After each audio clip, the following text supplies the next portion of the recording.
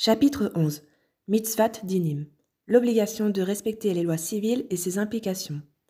C'est la 7e mitzvah à laquelle sont contraints les enfants de Noach, instituer des lois. 64. Les enfants de Noach doivent instituer des lois et veiller au bon fonctionnement de la société selon les 7 lois des enfants de Noach. Ainsi, nous trouvons à propos de Noach, Dieu lui a demandé de juger les meurtriers. Genèse chapitre 9 verset 6. Dans l'homme, son sang sera versé. C'est-à-dire que le meurtrier sera mis à mort après un procès devant un tribunal humain. De même, les tribunaux des enfants de Noach doivent administrer la justice en ce qui concerne les 7 lois, ainsi que toute loi permettant le fonctionnement normal d'une société. Cette obligation implique qu'il faut nommer des juges dans chaque région et chaque ville pour administrer la justice, aussi bien pour les procès d'assises, compétents pour les crimes, que pour les procès en correctionnel, affaires d'argent. Ils doivent aussi éditer des lois réglant la bonne marche de la société et punir les contrevenants. Les juges doivent aussi rappeler à l'ordre leurs administrés, leur enseigner les lois qu'ils doivent connaître et établir un réseau éducatif adapté à la mentalité du pays. Ceci implique de nombreux détails, aussi bien pour les particuliers que pour la communauté en général. Ce sont des lois logiques que l'être humain peut comprendre car elles permettent de vivre en société et entrent donc dans l'obligation d'instituer des lois et un système judiciaire. Cette loi implique 26 dérivés. 65. Les enfants de Noach n'ont pas le droit d'étudier la Torah qui n'a été donnée qu'au peuple juif comme est écrit dans Deutéronome chapitre 33 verset 4. Moshe nous a enseigné la Torah, c'est un héritage pour la communauté de Yaakov. Cela signifie que la Torah est l'héritage des enfants de Yaakov, donc du peuple juif. Un enfant de Noach qui l'étudierait en profondeur volerait la Torah qui appartient au peuple juif. Cependant, l'enfant de Noach a l'obligation d'étudier ces 7 lois qu'il doit appliquer. Il doit en comprendre la raison profonde et les connaître parfaitement pour bien savoir les appliquer. De même, il a la permission d'étudier toutes les mitzvot logiques qu'un enfant de Noach doit pratiquer, par exemple le respect des parents et la tzedaka, ainsi que les mitzvot logiques qu'un enfant de Noach a le droit d'appliquer et pour lesquelles il reçoit une récompense, par exemple rapporter un objet perdu, prélever les dîmes et appliquer les lois du commerce selon la Torah. Alors, qu'est-ce qu'il n'a pas le droit d'étudier dans la Torah ? Il ne peut pas étudier ce qui ne concerne pas l'action, ce que les sages appellent la Torah Lishma, pour la mitzvah de l'étude, uniquement pour s'attacher à Dieu, car cela ne le concerne pas. Ceci n'a été donné qu'aux enfants d'Israël et leur permet de s'unir complètement à Dieu. Un étranger n'a pas le droit de se l'approprier.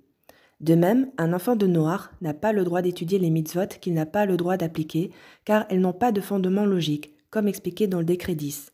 Il n'aura pas de récompense s'il les applique et s'il les étudie, puisqu'elles ne lui sont pas d'un usage concret. Bien évidemment, l'enfant de Noach n'a pas le droit d'étudier la Kabbalah qui n'a pas d'application pratique.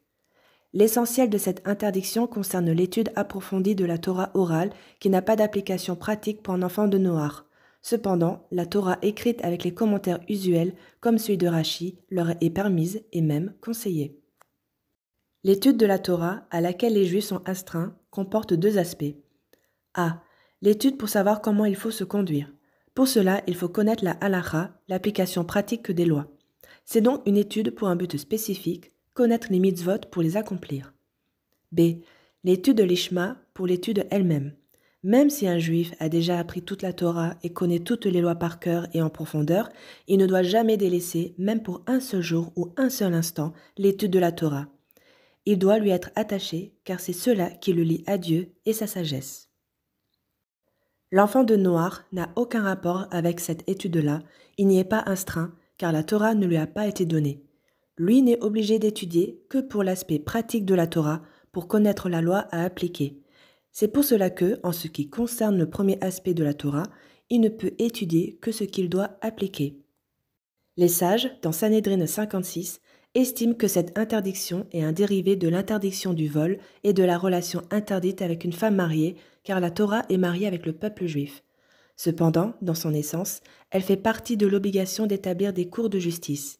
En effet, les enfants de Noach doivent juger les coupables en fonction de leurs lois et non des lois qui ne leur appartiennent pas. Or, s'ils s'approprient des lois qui ne les concernent pas et jugent en fonction de ces lois, c'est considéré comme du vol et le rapt d'une femme mariée. Cette interdiction fait partie de la mitzvah de connaître Dieu, voire décret 2. Les enfants de Noach doivent s'efforcer de connaître Dieu dans la mesure qui leur est permise. Mais il existe un niveau de connaissance auquel ils n'ont pas accès car il est trop sublime pour eux. Pour résumer, Les enfants de Noach doivent connaître leur loi, mais ils n'ont ni l'obligation ni la permission de s'approfondir sur des concepts trop élevés pour eux et qui ne les concernent pas. Prenons un exemple. Un simple juif, et à plus forte raison un enfant de Noach, n'a pas le droit d'entrer dans la partie du temple qui est réservée aux Kohanim. En effet, c'est un endroit qui est très saint et il n'est pas en mesure d'en apprécier la sainteté, il ne peut pas absorber ce dévoilement divin. Si un homme simple y pénètre, il en profane la sainteté. Et il en est de même à propos du Shabbat, voire décret 11. Une des raisons pour lesquelles un enfant de Noach n'a pas le droit de respecter le Shabbat, c'est qu'il n'est pas en mesure d'en apprécier pleinement la sainteté qui ne peut être ressentie que par le peuple d'Israël.